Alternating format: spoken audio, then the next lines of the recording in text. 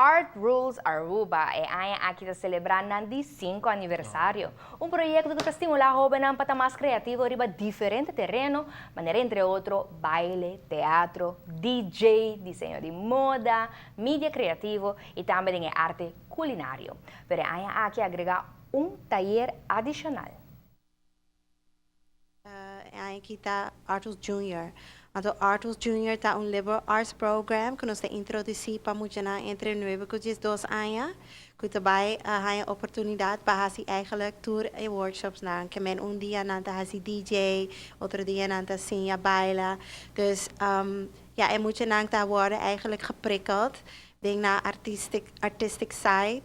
Então vooral bij emotioneel kutimas kuta tiki mabio bambisa es una di chisunjis dos pa otro año kunan llega dati art rules mes na lo sa kinanta gusta no anto kita eigenlijk nang preferi Vale petição para muitos de uma idade mais jovem também para participar, estava grande. Você me será um taller de prova e aqui para mirar com essa aqui também.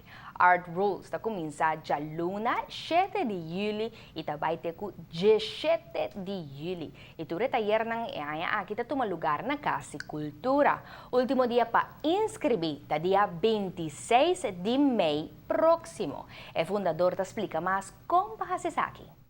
We website artrulsaruba.com e bota bijna een page apply en dan een bota fill in tour information een number boy dat e também com a escola bota bij en dan também requirement die art rules dat we tinha que escrever motivation letter en dan dingen motivation letter nos da gewoon puntra mucha nampa just tell us who you are, you know, motivar die combo que tá ding art rules, what is your specialty e sa também pa art rules por no mystery experiência art rules tá paturende if you just want to explore your talents, you just want to, you know, see what you like.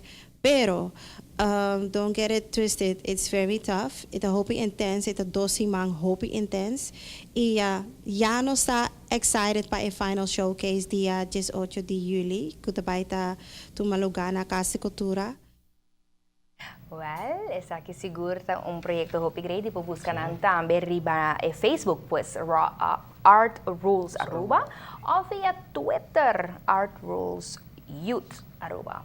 Siguro joven na interesado por vai practicar ng linya, no? Ding arte. Sí, seguro que sí.